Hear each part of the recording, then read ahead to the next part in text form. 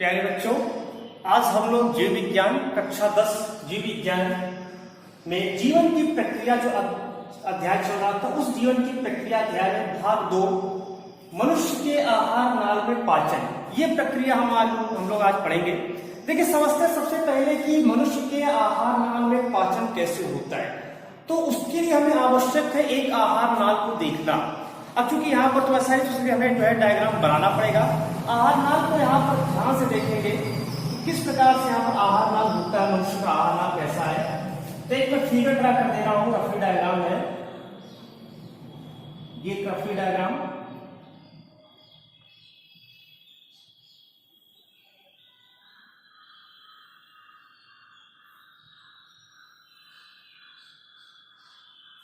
ये हो गया, ये इसका अभी नाम लिख देंगे पूरा।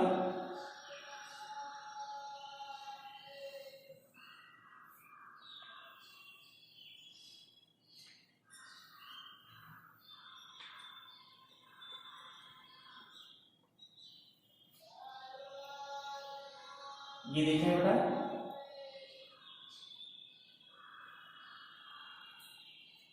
ध्यान से देखेगा बेटा कि इसको आराम से बना लेंगे। आपको बहुत ज्यादा कठिन नहीं है।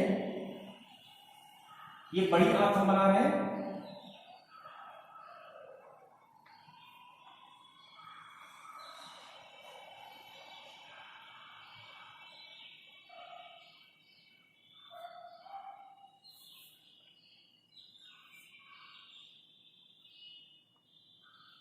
देखिए बेटा, बहुत ही आसानी से ये बन जाता है। अगर आप लोग भाई हाथ को देखेंगे बहुत ध्यान से, बहुत ही आसान है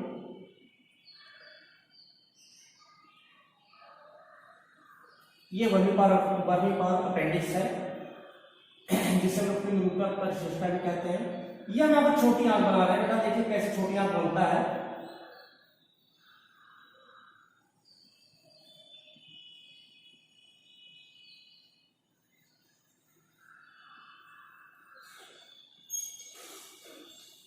ये छोटी आंख, ज्यादा टाइम नहीं लगेगा इसको बनाने में।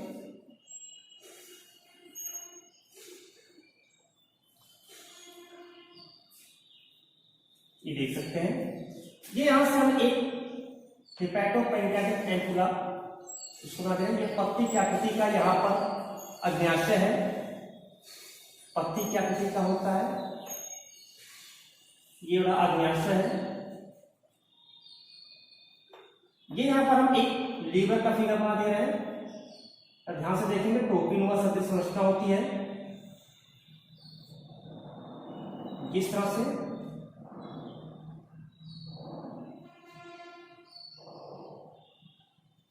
ये बेटा गाल ब्लैडर है, उसमें हमने गाल ब्लैडर को भी शो कर दिया है। ये यहां से थोड़ा सा इसको हम थोड़ा सा और बना लें, समझ में आया कि हाँ ये आहार नाल ही है।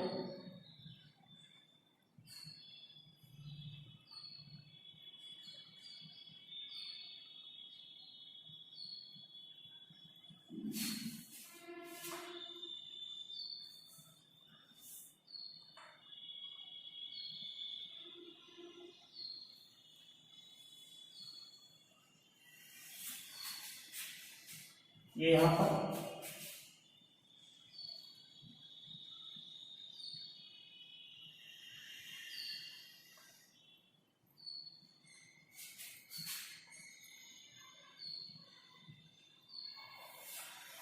ये बन गया।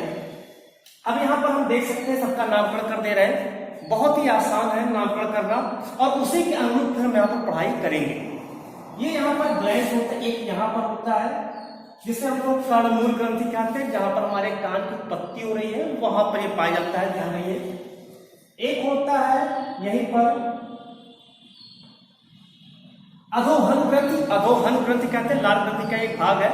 और एक और तीसरा होता है अधोजिह्वा ग्रंथि। तो हम इसको तीनों को एक नाम भी लिख दे रहे हैं कि इसको हम लोग कहते हैं लाल ग्रंथि। ये क्या है? लाल ग्रंथि। चलिए तीनों को हम एक नाम लिखते हैं यहाँ पर,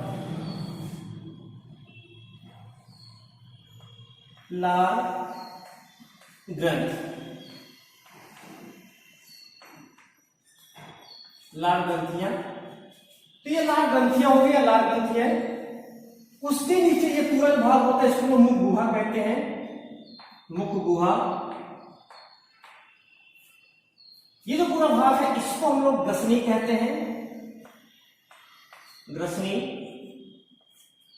ये जो भाग है इसको हम लोग ग्रास नली कहते हैं, लिखे हैं ग्रास नली, ग्रास नली। ये है अमाशय का भाग है, अमाशय। ये जो होता है ये यकृत है। पहले तो ये कह सकते हैं यहां पर जो गॉल ब्लैडर है पित्ताशय, उसी यकृत का भाग है पित्ताशय।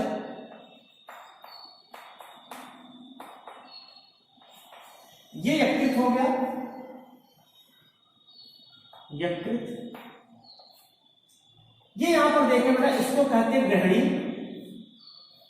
इसको ग्रहणी कहते हैं। इंग्लिश में इसको ड्यूडेनम कहते हैं। एक बार मैं इंग्लिश शब्द बोल दूंगा। ये जो भाग है इसको अग्न्याशय कहते हैं, अग्न्याशय। ये जो पूरी बड़ी आंत है इसमें से ये भाग जो होता है इसको सीकम कहते हैं। ये जो होता है इसको कृमि रूपी परिशेषिका कहते हैं, कृमि रूपी परिशेषिका, परिशेषिका। इसको हम लोग अवशेषी अंग भी कहते हैं। ये पूरा भाग कोलन का होता है, कोलन। और ये मलाशय द्वार होता है, मलाशय, जिसको इंग्लिश में रेक्टम कहते हैं। ये छोटी आंत का भाग होता है, इसको छोटी आंत, छोटी आंत। तो ये सीकम, कोलन और मलाशय रेक्टम है, ये तीनों भागों को मिला करके हम लोग इसको बड़ी आंत के नाम से जानते हैं। तो ये एक छोटा छोटा सा हेडिंग है, क्योंकि हाई स्कूल लेवल पढ़ा रहे हैं, बहुत ज्यादा इसको वेरीफाई नहीं कर रहे हैं। अगर इसको देखेंगे इंग्लिश में भी इसका वीडियो बना दिया गया है, ये मेरे YouTube चैनल पर ही मिल जाएगा। इस प्रकार का वीडियो है, पूरे फिगर वहां पर बना करके उसको इंग्लिश में जो है डिस्क्राइब किया गया है। तो यहाँ पर हम चूंकि हाई स्कूल लेवल पढ़ा रहे हैं, इसलिए बहुत ही कम यहाँ पर जो है इसको नॉमिनेशन किया है, क्योंकि अभी अमाशय जो है समाशय में भी अगर हम नॉमिनेशन करें तो बहुत सारे से भाग आ जाते हैं। तो खैर अभी हम इसकी बात करते हैं कि मनुष्य के आहार नाल में पाचन कैसे होता है। देखिए मनुष्य के आहार नाल में जो भोजन का पाचन होता है वो मुख गुहा से प्रारंभ होता है। तो हम सबसे पहले हेडिंग डालते हैं मुख गुहा।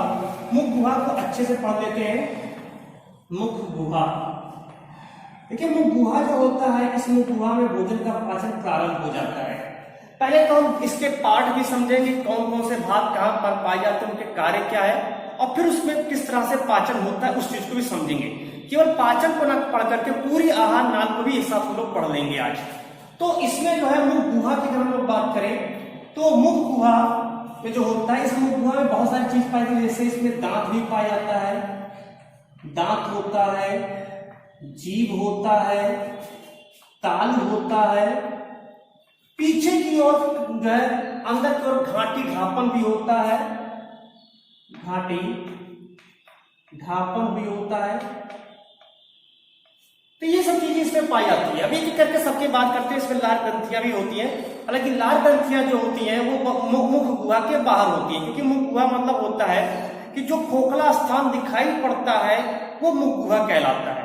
तो लार ग्रंथि भी इसमें है, इसको भी हम लोग चर्चा कर लेंगे, क्योंकि वही सबसे मेन है।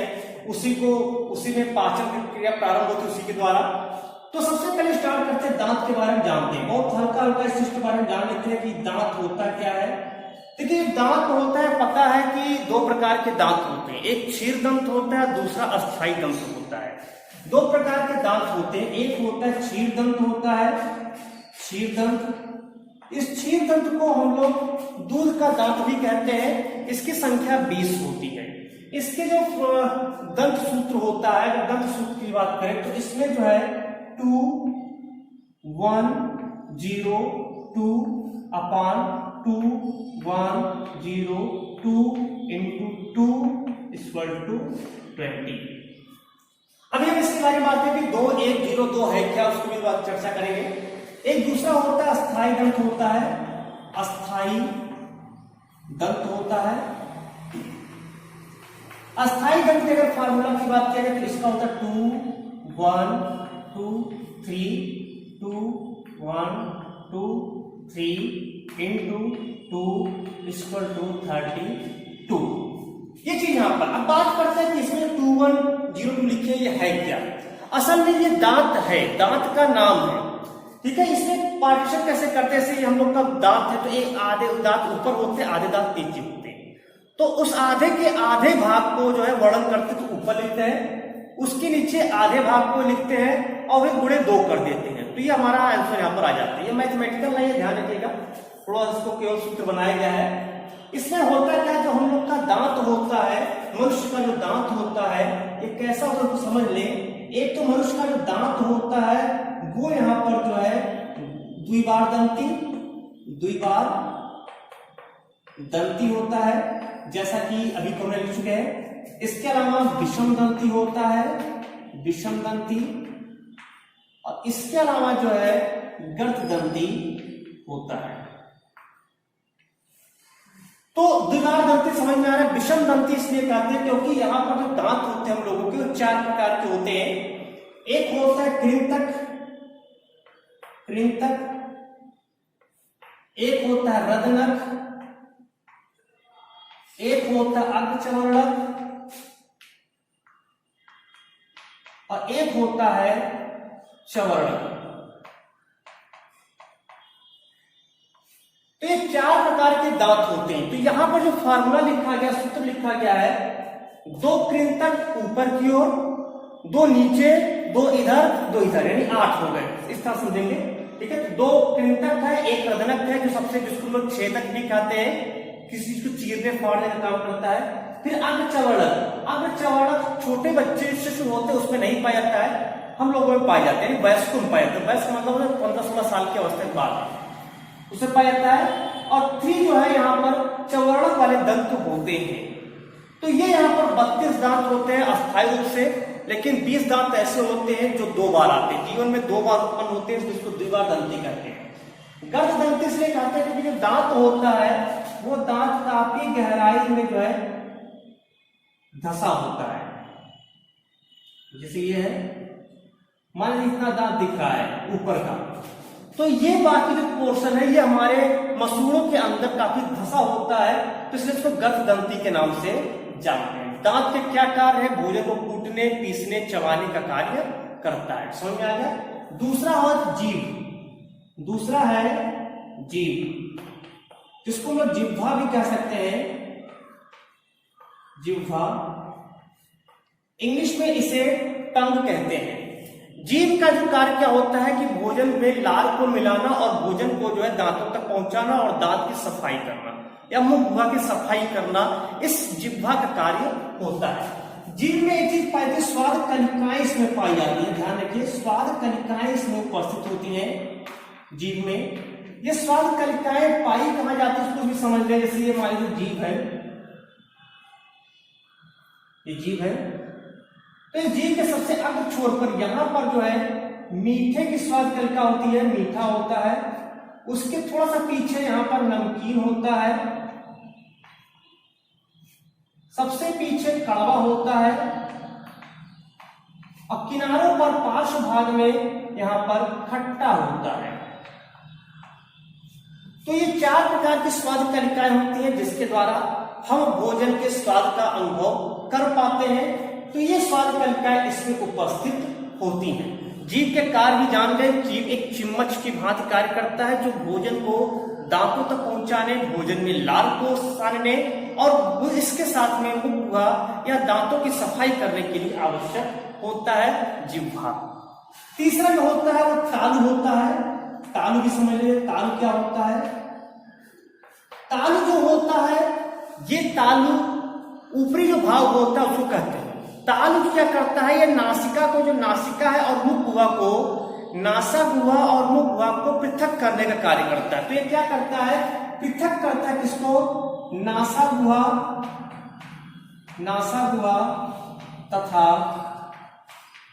मुख गुहा को पृथक करता है,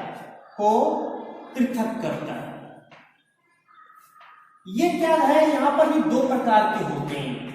जो तालु होता है इसमें दो मुख्य भाग होते हैं। जो इसका अग्र भाग होता है, तालु का अग्र भाग, जो अग्र तालु है, अग्र तालु, ये कठोर होता है, ध्यान रहे ये कठोर होता है। जबकि जो पश्च तालु होता है, पश्च तालु ये कोमल होता है, ये कोमल होता है। तो ये इसमें तालु के कारण होते हैं। इसका आते हैं घाटी ढापन।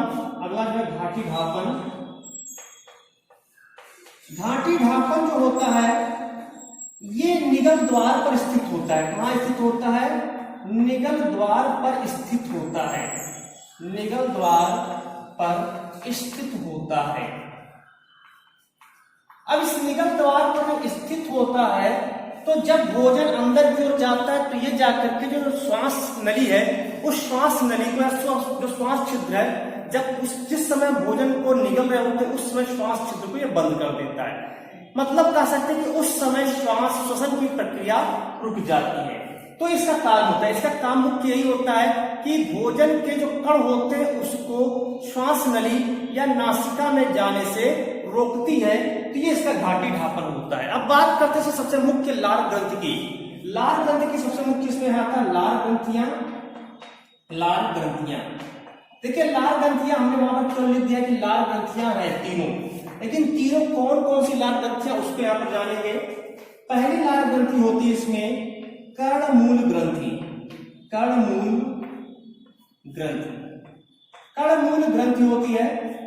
ये कर्णमूल ग्रंथि जिसको लोग पैरोटिड ग्लैंड भी कहते हैं इंग्लिश में, पैरोटिड ग्लैंड। इसमें नलिका होती है स्टेंसन नलिका। उस स्टेंसन नलिका के द्वारा जो लार इसमें बनता है वो लार का स्राव मुखगुहा में होता है। तो ये यहाँ पर कर्णमूल ग्रंथि होता है। ये एकदम कान के मूल पर, जहां से कान की उत्पत्ति होती है वहां पर पाया जाता है। दूसरा होता है अधोहनु ग्रंथि। अधोहनु ग्रंथि, अधोहनु ग्रंथि।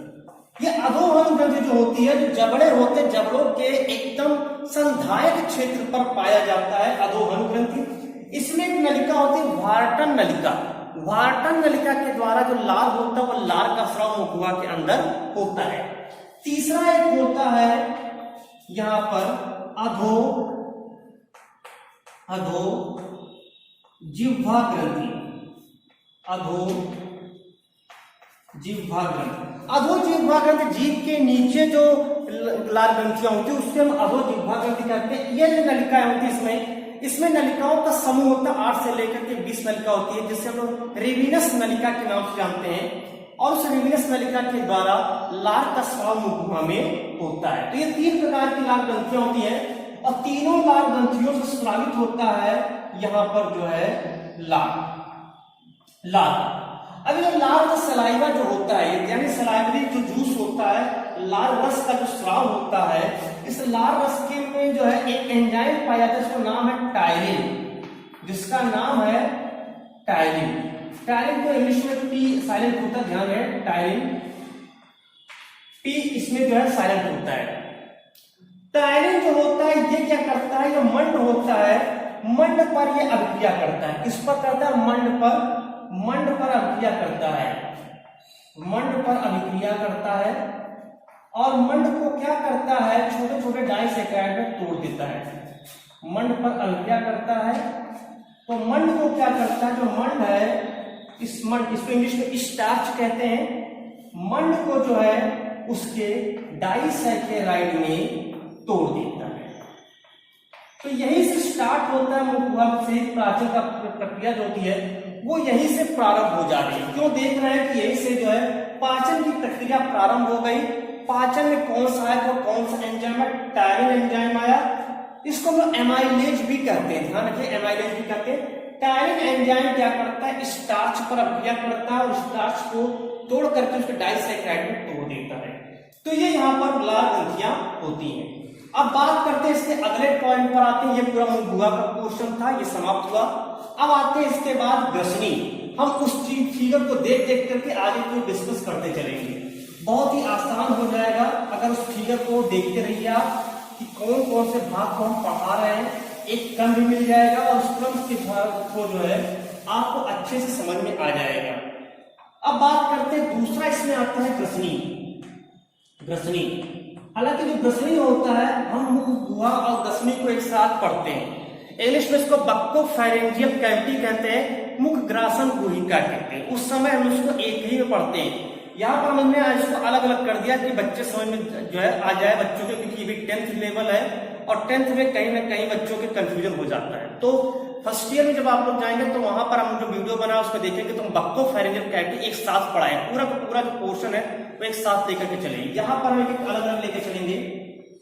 ग्रसनी, ग्रसनी जो देख रहे हैं यहां से लेकर के इस भाग से लेकर के यहीं पर ये घाटी भाग पर होता है, तो ये यहां से लेकर के यहां तक पहला ग्रसनी होता है। लगभग जो है ग्रसनी की लंबाई की बात करें तो लगभग 12 एक वयस्क व्यक्ति की बात हो रही है 12.5 से लेकर 13 सेंटीमीटर तक हो सकता है। 13 सेंटीमीटर ये लंबी होती है, इतनी लंबी नलिका होती है। जो ग्रसनी होता है इसमें दो मुख्य भाग होते हैं। वैसे तो इसकी आकार की बात करें तो कीप नुमा होता है, कीप नुमा होता है। बच्चों समझ में कीप नुमा क्या होता है? कुप्पी देखे होंगे जैसे जिसमें तेल डाला है तो उसको हम कीप कहते हैं, तो इस चीज को जहां पर ध्यान देंगे। कीप नुमा होता है। ग्रसनी जो भाग होता है इसमें दो भाग होते हैं। इसके जो अग्रभाग होता है उसी पर दोनों भाग होते हैं। एक होता है मुख ग्रसनी, एक नासा ग्रसनी, ये दो भाग है। एक नासा ग्रसनी है, नासा ग्रसनी। ये नासा ग्रसनी किससे जुड़ी होती है? नासिका से जुड़ी होती है, नासिका से जुड़ी होती है। और किसमें सहायता करती है? ये सहायता करती है जो श्वसन की प्रक्रिया में, श्वासोच्छ्वास की प्रक्रिया में ये काम आता है। कि श्वासोच्छ्वास करता है, श्वासोच्छ्वास। जबकि दूसरा जो है ये मुख ग्रसनी होता है, इसमें मुख ग्रसनी, और मुख ग्रसनी जुड़ा होता है मुख गुहा से, मुख गुहा से जुड़ा होता है। और इसका काम होता है भोजन को निगलना, भोजन निगलने में। तो ये हमने समझ में आया ग्रसनी क्या होती है। अब ग्रसनी आगे क्यों जुड़ी होती है? ग्रास नली से। तीसरा ग्रास नली, ग्रास नली। इसे और ध्यान देंगे ग्रसनी में यहां पर जो कोई भी एंजाइम नहीं पाया जा रहा है, कोई रस का स्राव नहीं हो रहा है, सीधे सीधे भोजन को या जो है निगल द्वार से होते हुए ग्रसनी जो है उसको ग्रास नली में पहुंचा देती है। ग्रास नली में मुलाकात होगी तो उसको भी समझेंगे। तो ग्रास नली प्रेस में कितना लंबा होता है? एक वयस्क व्यक्ति में लगभग 25 सेंटीमीटर लंबी होती है। 25 सेंटीमीटर लंबी एक नलिका के रूप में यह पाया जाता है। और इसकी जो दीवारें होती है, इसकी दीवारों पर क्रमाकुंचन गतियां होती, एक दिशीय जो ऊपर से चल करके प्रारंभ होकर के नीचे समाप्त हो जाती है, और एक दिशीय क्रमाकुंचन गतियां होती है। ये क्रमाकुंचन जो गतियां होती है बच्चा जाने रहे हैं बेटा कि जो क्रमाकुंचन गतियां होती है ये लहरदार होती है। तो इससे क्या होता है बेटा कि यहां पर देखिए ऐसे से चलता है, तो इससे क्या होता है ऊपर से नीचे की ओर चलता है, तो जब भोजन आता है तो भोजन को सरकने में सहायता करता है। इससे बेटा एक चीज और पाया जाता है, इसमें जो है कुछ श्लेष्मिक ग्रंथियां भी पाई जाती है। ध्यान रहे बेटा, इसमें श्लेष्मिक ग्रंथियां भी पाई जाती हैं। और उस श्लेष्मिक ग्रंथि का नाम क्या है? इसमें चषक ग्रंथियां। ठीक है, इनकी दीवारों में कौन सी ग्रंथि पाई जाती है बेटा? चषक ग्रंथि पाई जाती है। ये चषक ग्रंथि होती है बेटा, ये भी जान लो कि इसको आगे पढ़ोगे तुम जो है इंटर में तो कंफ्यूज न होना। चषक ग्रंथि जो होता है यही एकमात्र ऐसी ग्रंथि है जो एक कोशिकीय होती है। चषक ग्रंथि से यहाँ पर जो है श्लेष्म का स्राव होता है, श्लेष्म का स्राव होता है। और ये चषक ग्रंथियां दीवारों में पाई जा रही है ग्रास नली के। तो ये श्लेष्म का जो चिपचिपा बना रहता है और भोजन आते हुए सरकते हुए नीचे की ओर चला आता है। यहाँ पर एक जो है बेटा, यहाँ पर जो है लगा होता है सर जो है यहाँ पर स्फिंक्टर लगे होते हैं। इस स्फिंक्टर का काम होता है कि भोजन को ऊपर से नीचे आने तो देना लेकिन वापस जाने से रोकती है। ठीक, उसकी बात है। तो ये हमारा ग्रास नली था। अब बात करते हैं इसमें अगला जो है, यहाँ पर क्या मिला? केवल श्लेष्म मिला। यहाँ पर भोजन का पाचन नहीं हो रहा है। भोजन का पाचन एक बार हो चुका है, मुख में थोड़ा सा अब जो पाचन होगा वो अमाशय और उसके आगे भाग में होगा। तो चौथा भाग यहाँ पे बेटा आ गया अमाशय, जिसे हम लोग इंग्लिश में स्टमक कहते हैं, इंग्लिश में स्टमक के नाम से जानते हैं। अमाशय वैसे देखा है तो मैंने एक ही भाग लिखा दिया, लेकिन वास्तव में अमाशय में कुछ 4 मुख्य भाग होते हैं बेटा। पहला जो भाग होता है इसको हम लोग कार्डियक रीजन कहते हैं, हृदयी जो क्षेत्र होता है। फिर उसके बाद अमाशय काय होता है, फिर एक फंडिक भाग होता है और उसके बाद एक पाइलोरिक भाग होता है। तो ये 4 भाग होते हैं, कार्डियक भाग होता है, फंडिक भाग होता है, बॉडी ऑफ स्टमक होता है, एक पाइलोरिक भाग होता है।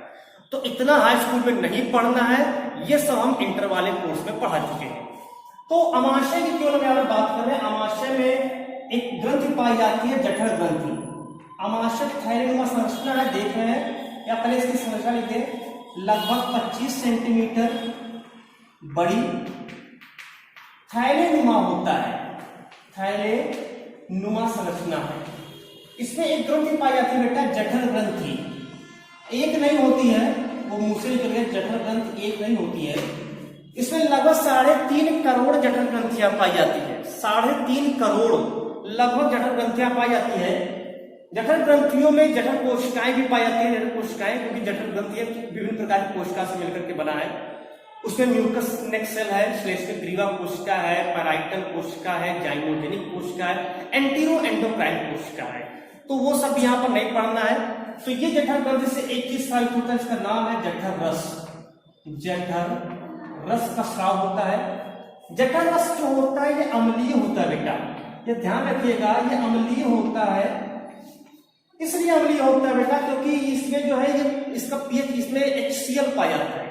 अम्लीय इसीलिए होता है क्योंकि इसमें जो है HCl पाया जाता है, इसके कारण ये अम्लीय हो जाता है। हाइड्रोक्लोरिक अम्ल होता है जिसका पीएच मान लगभग 0.5 ml 0.5 होता है पीएच मान, तो काफी अम्लीय होता है। अम्लीय क्यों होता है? HCl की उपस्थिति के कारण होता है। तो HCl की उपस्थिति के कारण यहाँ पर जो अम्लीय रहता है। तो ये यहाँ पर जठर ग्रंथि में जठर रस का स्राव होता है, जिसमें जो है अम्लीय HCl उपस्थित होता है। अब इसके बाद इसका काम क्या होता है? यहाँ पर जो है इस जठर रस में और भी चीजें होती है, HCl के अलावा भी और चीजें पाई जाती हैं। जैसे कि इसमें अगर हम लोग बात करें तो इस वाले भाग में श्लेष्म पाया जाता है, श्लेष्म भी यहाँ से स्रावित होता है, श्लेष्म इसमें उपस्थित होता है। इसके अलावा जो है इसमें कुछ प्रोएंजाइम भी पाए जाते हैं, प्रोएंजाइम जिससे पेप्सिन है, पेप्सिन होता है या फिर रेनिन होता है, पेप्सिन है या रेनिन है, ये इसमें पाया जाता है।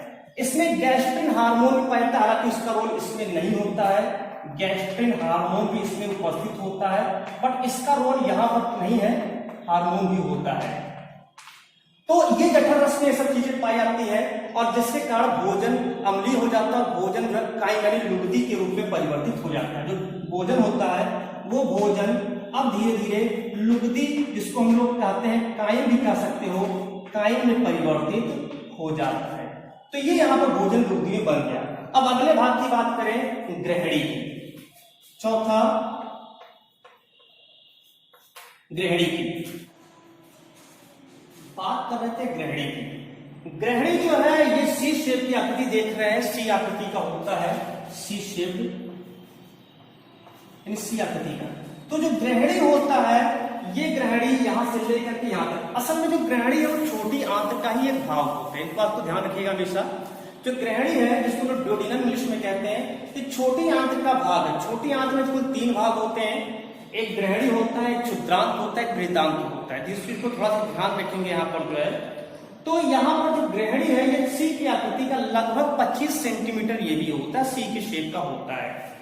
इस ग्रहणी वाले भाग की अगर हम लोग बात करें तो यहाँ पर जो है कुछ जो है एंजाइम का स्राव होता है, कुछ रस भी यहाँ पर पाए जाते हैं, रस जो आते हैं। इसमें सबसे पहले तो ये जो यहाँ पर देख रहे हैं जो पित्त है यानी यकृत के द्वारा, जो यकृत है उस यकृत वाले भाग से जो यहाँ पर पित्ताशय है कि बनता तो पित्तरस यकृत में है, इस बात को भी ध्यान रखिएगा। यकृत का निर्माण, यकृत में पित्तरस का निर्माण होता है और वो पित्तरस चला जाता है पित्ताशय में संचित होता है। तो यकृत से बन करके जो पित्तरस होता है वो पित्ताशय में पहुंचता है, पित्ताशय में और पित्ताशय से जो पित्त नली के द्वारा, ये जो पित्त नली है, इस पित्त नली के द्वारा होते हुए, पित्त नली है, इस पित्त नली के द्वारा ये पहुंचता है यहाँ पर, जब उसको हम हिपैटोपैंक्रियाटिक एम्पुला कहते हैं, हिंदी में इसको कहेंगे यकृत अग्न्याशयी तुम्बिका, यकृत अग्न्याशयी तुम्बिका कहते हैं, यहाँ पर पहुंचता है और ये यहाँ से फिर इसके प्रवेश करता है डोडिनम में, यानी कि ग्रहणी में। तो पित्त नली से जो पित्तरस होता है, ये पित्तरस यहां से पित्तरस जो है निकल करके पहुंचता है कहां पर, ये पहुंचता है जो है इस ग्रहणी वाले भाग में। तो ग्रहणी भाग में पहुंच गया पित्तरस। तो इस पित्तरस में ये चीज का ध्यान रखें कि इस पित्तरस में किसी प्रकार का कोई भी एंजाइम, पाचक एंजाइम नहीं पाया जाता है, इस चीज को ध्यान रखिएगा।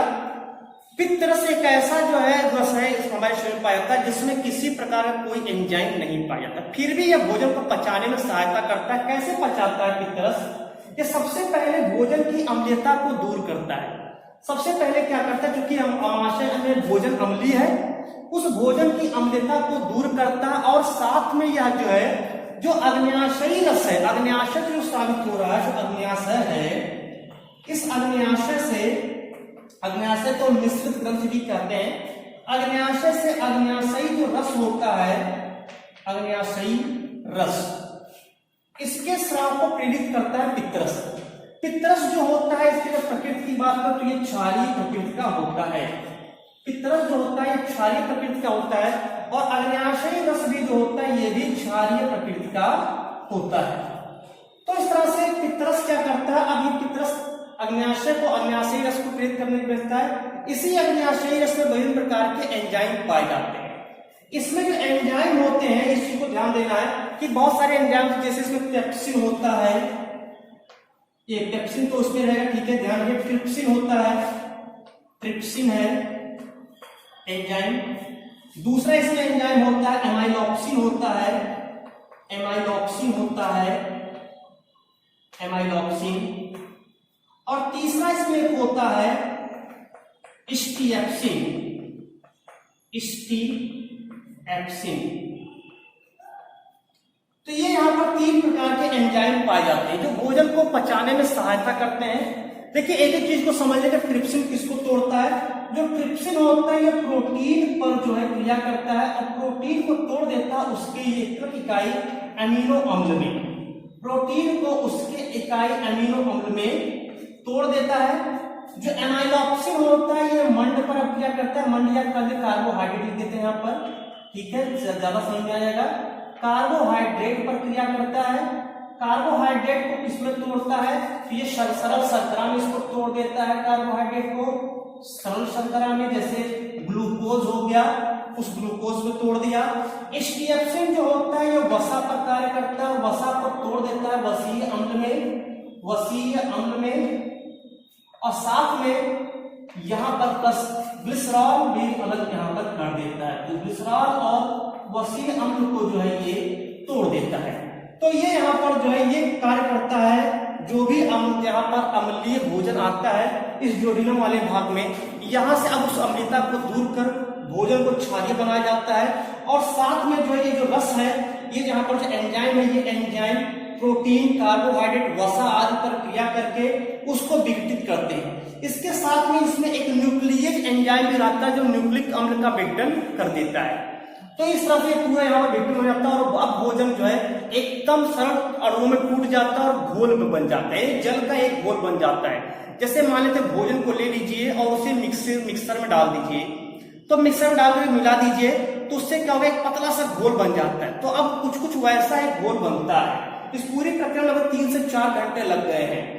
यहाँ तक भोजन पहुंचने में 3 से 4 घंटे अब लग चुके हैं। मान लीजिए यहाँ से स्टार्ट किए थे, भोजन किए थे, यहाँ तक पहुंचते 3 से 4 घंटे लग गए हैं। अब ये यहाँ से भोजन प्रमुख प्रवेश करेगा छोटी आंत्र में। हालांकि ग्रहणी में मैंने बताया कि छोटी आंत्र का पहला हिस्सा है, लेकिन मेन जो है छोटी आंत्र में जाएगा। तो अब अगले स्टेप पे चलते हैं छोटी आंत्र में। ये हो गया।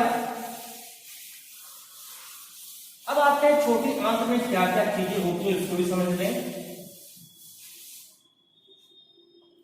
देखिए छोटी आंत्र है, अगला छोटी आंत्र।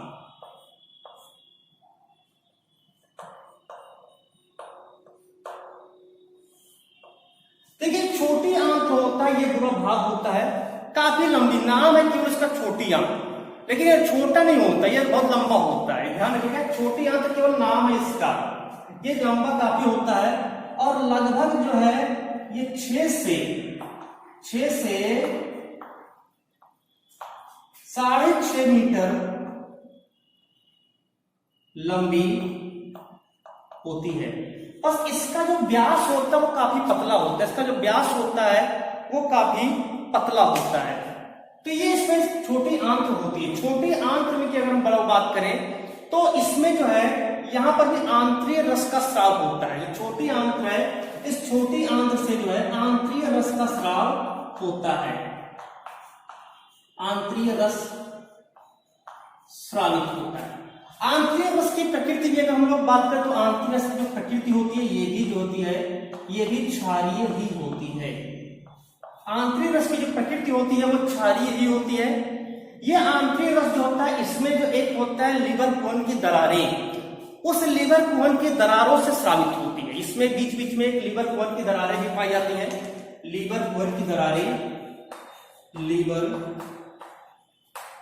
कोहन की दरारें, तो इस लीवर कोहन की दरारें जो होती हैं यहीं से जो है आंतरिक रस का स्राव होता है। और इस आंतरिक रस में विभिन्न प्रकार के एंजाइम पाए जाते हैं जो भोजन के अब जो सरल अणु है उसको और भी सरल अणु में तोड़ देते हैं। इस प्रकार से भोजन अब एकदम सरल अणु में टूट जाता है। यहाँ पर छोटी आंत में जो जटिल अणु थे भोजन के, जटिल अणु, ये जटिल अणु जो है यहाँ पर जटिल अणु,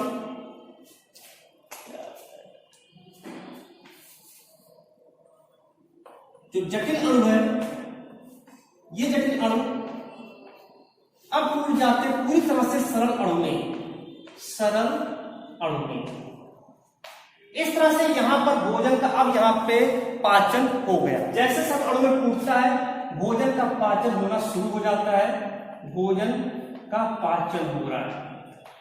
तो ये यहां पर पूरी तरह से भोजन का पूर्ण पाचन होता है छोटी आंत में होता है। इस बात को भी नोट कर लीजिएगा कि भोजन का पूर्ण पाचन कहां पर होता है, छोटी आंत में होता है। इस चीज को हमेशा ध्यान रखिएगा। तो छोटी आंत में भोजन का पूर्ण पाचन हो गया और यहीं से अवशोषण होना शुरू हो जाता है। अब यहां से भी जो छोटी आंत में भोजन का पाचन हो गया, अब ये भोजन के पाचन होने के बाद अगला प्रारंभ आ जाता है अवशोषण का। अवशोषण में क्या होता है कि इस प्रक्रिया में छोटी आंत होती है, उस छोटी आंत की दीवारों के बीच बीच जो वहां पर रुधिर होता है उस रुधिर में भोजन के पाचन जाते हैं और उस रुधिर के द्वारा अब कोशिकाओं में पहुंचना शुरू हो जाता है। तो छोटी आंत में अवशोषण होता है और यहां से भोजन जो है पहुंच जाता है। जो सरल भोजन है, भोजन के जो अणु होते हैं, भोजन के अणु, ये भोजन के अणु कहां पहुंचते हैं, ये पहुंच जाते हैं रुधिर में और रुधिर में पहुंच करके ये यहां से पहुंच जाता है कहां पर, कोशिका। लेकिन डायरेक्ट नहीं जाता, इस चीज को भी ध्यान रखिएगा थोड़ा सा। रुधिर में जाता तो है लेकिन फिर जाता है हिपैटो, यहाँ पर वो क्या नाम है, एक यकृत निवाहिका शिरा, हिपैटिक पोर्टल वेन। तो ये यहाँ पर यकृत निवाहिका शिरा में जाता है, यकृत निवाहिका शिरा। तो यकृत निवाहिका शिरा से अभी कहां जाता है, पूरा चला जाता है यकृत में। कहां चला जाता है, यकृत में जाता है। और यकृत में भी अब यहां पर जो है उसका भोजन के जो ग्लाइकोजन है, ग्लूकोज को ग्लाइकोजन के रूप में संचित किया जाता है। यानी यहां पर भोजन का भंडारण होता है, भोजन का भंडारण हो रहा है। अब भोजन यहां से जब भंडारण हो जाता है, अब आवश्यकता अनुसार जो होता है, अब भोजन जो है आवश्यकता अनुसार रुधिर में पहुंचता है। ठीक है, रुधिर में पहुंचकर कोशिकाओं द्वारा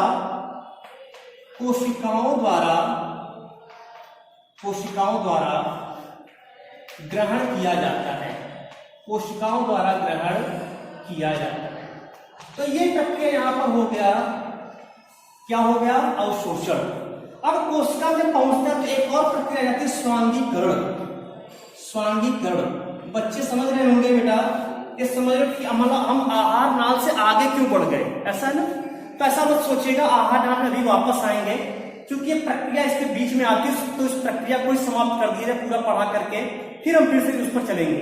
क्योंकि ये जो है हम लोग जब पढ़ते हैं आहार नाल की पूरी संरचना और साथ में उसकी कार्य क्रिया विधि, तो सब चीजें पढ़नी आती है, सब कुछ लिखना रहता है। तो अवशोषण के बारे में जानिए क्या होता है, कहाँ से होता है, क्योंकि अगर इसके लिए अलग से जो है अवशोषण पढ़ाया जाए तो समस्या ये होगी कि फिर से हमें फिगर से शुरू करना पड़ेगा, समझ नहीं पाओगे कहाँ से स्टार्ट हो। तो एक साथ इन सब चीजों को समझ के चलिए, जिससे कि ज्यादा से ज्यादा समझ में आएगी कहाँ से, क्योंकि चित्र सामने बना है, पूरी प्रक्रिया यहाँ पर हो रही है। कैसे हो रही है सारी चीजें समझ में, एसिमुलेशन। अब स्वांगीकरण में क्या होता है, कोशिकाओं में होता है। कहां पर होता है बेटा, कोशिकाओं में होता है। तो कोशिकाओं में जब हो रहा है ये पूरी प्रक्रिया, तो इस प्रक्रिया में होता क्या है, इस प्रक्रिया में जो अवशोषित भोज्य पदार्थ है, अवशोषित जो भोज्य पदार्थ या सरल अणु है, सरल भोज्य अणु है, सरल भोज्य अणु है, इस सरल भोज्य अणु का अब जटिल अणुओं में संश्लेषण होता है बेटा, जटिल अणुओं में संश्लेषण होता है। तो इस प्रक्रिया को ही हम लोग कहते हैं यहां पर जो है स्वांगीकरण। जटिल अणु से क्या बनेंगे बेटा, तो जटिल अणु से यहां पर यानी कि जीव द्रव्य का निर्माण होगा, और इस जीव द्रव्य को ही हम लोग जीवन का भौतिक आधार भी कहते हैं, जीवन का भौतिक आधार भी कहते हैं, भौतिक आधार। तो यहां तक तो समझ में आ गया कि स्वांगीकरण। अब फिर से आते हैं उसी पर कि अभी जो बेस्ट मटेरियल बचा है, क्योंकि तो यहां से हमने क्या किया, जितने भी यूजफुल मटेरियल थे हमने उसको ले लिया, उसको लेकर के सारी प्रक्रिया आगे बढ़ा दी। लेकिन अभी इसमें बेस्ट मटेरियल भी बचा है। अब इसमें जो छोटी आंच से जब आगे निकलेगा तो उसमें काफी वेस्ट मटेरियल नहीं कि अब यहाँ पर जो है ऐसे पदार्थ आएंगे जिनका बहुत ज्यादा रोल नहीं है। तब यहां से क्या होगा कि जो बड़ी आंत में, यानी अगले जो टॉपिक आएंगे वो बड़ी आंत में आते हैं, तो इसको हटा देते हैं। अब आते हैं बड़ी आंत में कि बड़ी आंत में क्या होता है, इस चीज को समझेंगे यहां पर। देखिए बड़ी आंत जो होता है, अगर इसकी बात किया जाए, बड़ी आंत लार्ज इंटेस्टाइन नाम है केवल लार्ज इंटेस्टाइन, बस ये केवल जो है 1.5 मीटर तक जो है लंबी होती है, बस इसका व्यास ज्यादा बड़ा होता है, लंबाई में छोटा होता है बेटा, ध्यान रखिएगा। ये केवल 1.5 मीटर होता है, छोटी आंत से छोटा होता है, बट इसका जो व्यास होता है वो काफी बड़ा होता है, इसीलिए इसको जो हम लोग बड़ी आंत के नाम से जानते हैं। बड़ी आंत में कुल 3 भाग है। एक है सीकम, सबसे पहले सीकम है, सीकम जो होता है ये थैलेनुमा संरचना है, ये थैलेनुमा संरचना होती है।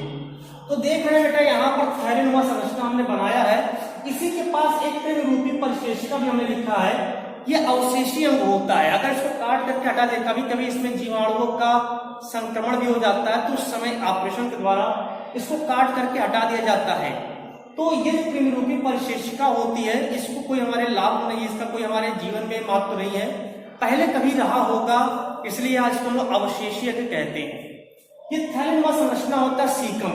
ऐसा माना जाता है कि पहले समय में जब पूरी तरह शाकाहारी थे या शाकाहारी जंतु होते, उसमें सेलुलोज एंजाइम पाया जाता है। हम लोगों में भी इसके प्रमाण तो नहीं है कि सेलुलोज यहाँ पर पाया जाए जो सेलुलोज का पाचन करे।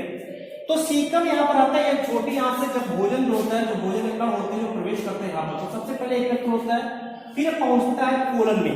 बेटा कोलन में जो 4 प्रकार में बटा होता है, कोलन होता है, कोलन की अगर बात करें तो यहाँ पर कुल 4 भाग में बटा होता है कोलन।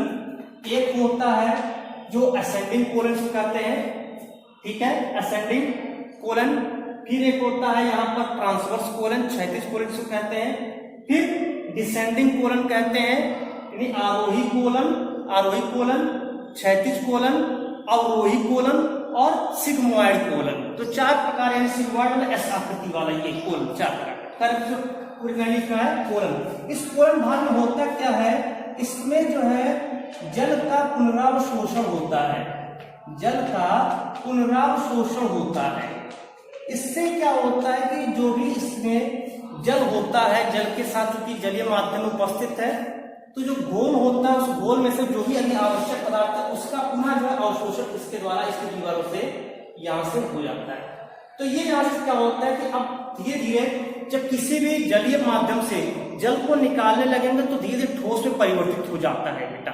वो ठोस में जब परिवर्तित होता है तो यहाँ तक पहुंचते पहुंचते भोजन अब एक ठोस के रूप में, जो अपशिष्ट पदार्थ था वो ठोस के रूप में बचा, और वो ठोस यानी जो भोजन का पदार्थ था अपशिष्ट वाला, वो ठोस के रूप में पहुंचता है, मलाशय में आ जाता है।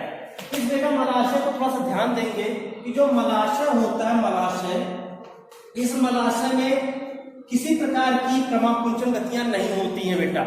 मलाशय में यहाँ तक क्रमाकुंचन गतियां होंगी, इसमें क्रमाकुंचन गतियां हो रही है, लेकिन मलाशय में क्रमाकुंचन गतियां नहीं होती हैं। ठीक है, तो वो वहां से भोजन जो है, जो अपशिष्ट भोजन था, वो अपशिष्ट भोजन ठोस के रूप में परिवर्तित हो गया और इस मलाशय से होते मलाशय द्वार से शरीर से बाहर निकाल दिया जाता है। इस प्रकार से भोजन का पाचन भी हो गया, पढ़ लिए, अवशोषण भी पढ़ लिए, स्वांगीकरण भी पढ़ लिए और उसके बहिक्षेपण भी पढ़ लिए। यानी हमने कुल 5 स्टेप पढ़ा है। इस चीज को ध्यान में रखें तो बेटा 5 स्टेप पढ़े हैं, ध्यान से देखेंगे क्या क्या। पहला अंतर्ग्रहण पढ़े थे, अंतर्ग्रहण पढ़े थे, ध्यान होगा। अंतर्ग्रहण इसमें बुआ से लेकर के इस अमाशय तक अंतर्ग्रहण पढ़े थे, और उसके बाद जो है दूसरा जो है अमाशय, वो पाचन पढ़े हैं बेटा। पाचन जो होता है ये अमाशय से लेकर के छोटी आंत्र तक होता है बेटा, ध्यान रहे, क्योंकि इसलिए कहते हैं अमाशय में भोजन का पाचन होता है। कुछ भोजन कैसे, जैसे दवा लेते हैं हम लोग या अल्कोहल लेते हैं, तो अल्कोहल या जो दवा होता है उसका पाचन अवश्य जो है इस अमाशय वाले भाग में ही हो जाता है। तो कुछ पाचन जो है अमाशय में होता है, तो पाचन यहाँ पर होता है। तीसरा बेटा पढ़े अवशोषण पढ़े हैं कि जो छोटी आंत से अवशोषित होता है भोजन। और चौथा बेटा पढ़े हो स्वांगीकरण पढ़े हो, स्वांगीकरण पढ़े हैं। स्वांगीकरण जो होता है बेटा पढ़े कि किस प्रकार से कोशिकाओं में जटिल अणुओं का पूरा संश्लेषण हो गया। और पांचवा बेटा पढ़े हैं बहिक्षेपण, बहिक्षेपण पढ़ चुके हैं, यानी मल त्याग जिसको कहते हैं, मल त्याग भी कर सकते हैं, जो यहाँ से भोजन को भी बाहर निकाल दिया गया। तो इस तरह से पूरी प्रक्रिया पढ़ ली है कि भोजन, मनुष्य के जो आहार नाल है उसमें भोजन की उसकी क्रियाविधि भी पढ़ ली है, उसके आहार नाल में भोजन का पाचन कैसे हो रहा है, पूरी उसके कौन कौन से उसके एंजाइम भाग ले रहे हैं, कौन कौन से रस कहाँ से स्रावित हो रहा है, रस की प्रकृति क्या है, ये चीज यहाँ पर आप लोग जान रहे हैं। तो ये जीवन की प्रक्रिया के भाग 2 यानी मनुष्य के आहार नाल के बारे में आज हम लोग अध्ययन कर चुके। फिर इसके बाद हम लोग इसके आगे जो भी भाग होगा उस भाग को पढ़ेंगे। तब तक के लिए धन्यवाद। और यदि वीडियो पसंद आया हो तो इस वीडियो को लाइक जरूर करें। अगर कोई भी समस्या होती तो उसको कमेंट्स बॉक्स में कमेंट्स कर सकते हैं, या फिर हमारे जो व्हाट्सएप नंबर है उस व्हाट्सएप नंबर पर भी आप लोग समझ सकते हैं। इसका व्हाट्सएप नंबर हम लिख देना 7905806914। तो इस पर भी आप लोग जो है किसी प्रकार की कोई समस्या होती तो आप कांटेक्ट कर सकते हैं। ज्यादा से ज्यादा वीडियो को सब्सक्राइब करें और शेयर करें। Thank you so much.